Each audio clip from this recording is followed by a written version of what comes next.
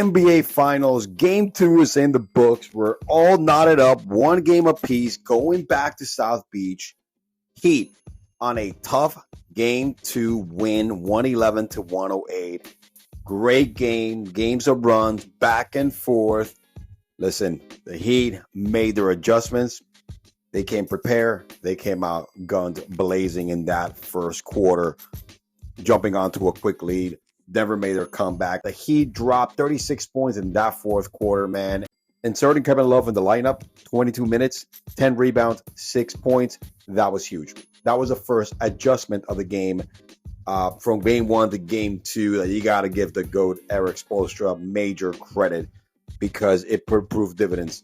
Duncan Robinson hit his threes, and of course, Max Strus, who went 0 for 11, 0 for 9 from beyond the arc, came firing with 12 points in that first quarter, finished with 14, hit 4 threes. He was just unconscious. I mean, this dude in practice, Max Strus that is, in practice, made like 19 straight threes and started warm-up right before the game. He was just on another level, wanted to come strong.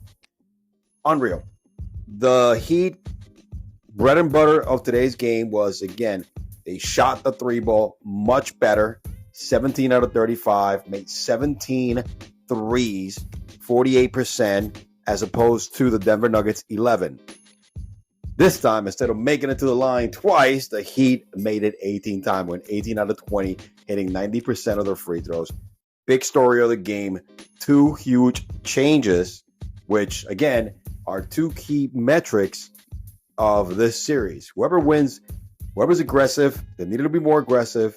They were, unlike game 1, went to the line 18 times, 16 more times than game 1, shot the three at a high level and made more than the Denver Nuggets. They also did in the first game, but however, the line was a big problem getting to the free throw line. Overall, stat lines for the Heat was Butler with 21, who, by the way, was having another soft game, but he did step it up in the fourth quarter, had himself a couple of N1s, and handled the ball when needed to. He had played some excellent defense on Jamal Murray, who struggled tonight. Bam Adebayo, 20-plus again, had himself 9 rebounds, was making plays, being the pivot man. He was like a mini Joker out there today for the Heat. That's their own little mini Joker. Gabe Vincent, man, 4 for 6 from beyond the arc from 3, and had 23 points, had 19 in the first game. This guy is just being such a huge part of the team. He's a vital part of this playoff run so far. The Heat made the adjustments. They were more aggressive today. They came out firing. It was hot in that fourth quarter. Denver Nuggets were flat today. Definitely flat. And it wasn't a big difference from game 1 and game 2. They kind of played the same game. Remember what I said. The best supporting cast is going to be a huge key to this series. Game 1 was Denver. Game 2 were the Heat. Michael Porter Jr. tonight went 1 for 6 from 3, 2 for 8 overall. Only had 5 points. Jamal Murray shot a 7 for 15, 18 points. Had a couple of big threes in the fourth quarter, but Jimmy Butler clamped them down today. KCP, man, is struggling. He's only taken about 4 field goals, 6 points for the game. The Joker had a huge game, scoring-wise.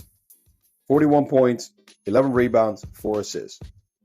Let me tell you why I think the Heat are okay with the Joker scoring this much. Because they kept him in check with only 4 assists for the game. The Joker is more dangerous when he scores 27 points or 28 or 25, but has double digits assist numbers, 10 plus, with the rebounding. Why? Because that means that others are getting the ball and others are scoring. Again, the Nuggets today shot well from the field overall. Not great, shot well from the field overall, 52%, but struggled from beyond the arc at 39%. They took 28 and only hit 11. But when they're not hitting those long jump shots like they were hitting in game 1, that's a problem. The difference was he wasn't getting as many assists. Man, the Miami zone defense, they played well. That zone defense played really well and really allowed all the players to rotate to the Denver Nuggets shooters. And that's why we have these numbers. That's why Michael Porter Jr., 6 attempts, 1 made. Jamal, 8 attempts, 3 made threes. That's what happened. I mean, Joker bowled out 41 points, but he's more dangerous when he gets you 10-plus assists because that can translate to more points than that plus 11 that he had today at 41 points. But again, remember, one of the key metrics I've always said, whoever wins the three-point battle, whoever supporting cast step up, it's going to be the difference maker. I also said whoever makes the adjustments from game to game is going to be the team that's going to be most successful. Game 1, the Denver Nuggets were the most successful team, made the right changes. In Game 2, you got to shout out to Erick Spoelstra. He gets his team to play. I mean, these are a bunch of hungry dogs, man. And Jimmy Butler, is not like he had a great game. He had 19 points. I had 21 points today. Not great. 7 for 19. Hit 2 big threes. It was a close game.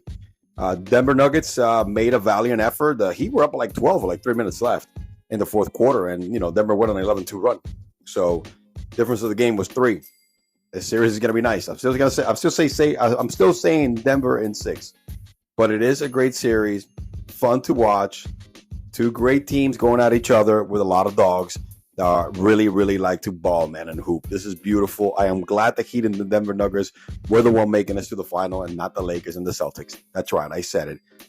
Series is tied it up, man. Knotted up at 1. Going back to South Beach.